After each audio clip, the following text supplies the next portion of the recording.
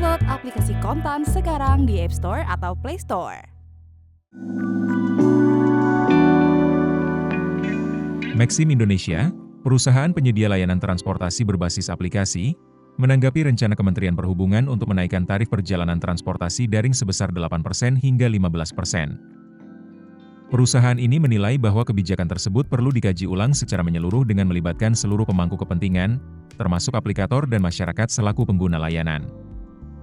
Muhammad Rafi Assagaf, Government Relation Specialist Maxim Indonesia, menjelaskan bahwa pihaknya terus terlibat aktif dalam diskusi bersama pemerintah terkait formulasi kebijakan jangka panjang di sektor transportasi daring.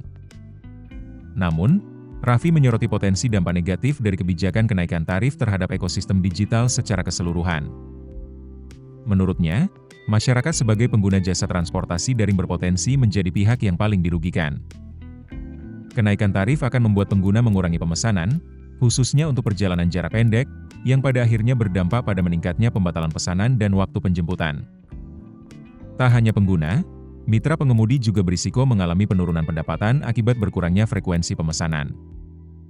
Raffi mengungkapkan bahwa berdasarkan pengalaman Maxim di Kalimantan Timur dan Sulawesi Selatan, kenaikan tarif sebelumnya telah menyebabkan lonjakan pembatalan pesanan hingga 37% dan penurunan permintaan perjalanan hingga 50% dalam 2 minggu pertama. Di Makassar dan Palopo, saat tarif naik hingga rata-rata 65% pada tahun 2022, perusahaan melihat lebih dari 30% konsumen berhenti menggunakan layanan, dan sekitar 20% lainnya mengurangi penggunaan taksi online.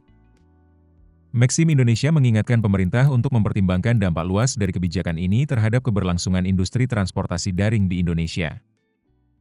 Keseimbangan antara kebutuhan konsumen, kesejahteraan mitra pengemudi, dan stabilitas operasional aplikator harus dijaga agar ekosistem digital tetap bertumbuh sehat.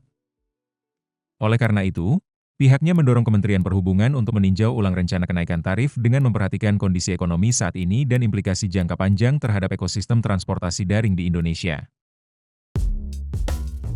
Keputusan bisnis terbaik datang dari data, bukan tebakan. Mudah berlangganan Business Insight dengan subscribe with Google.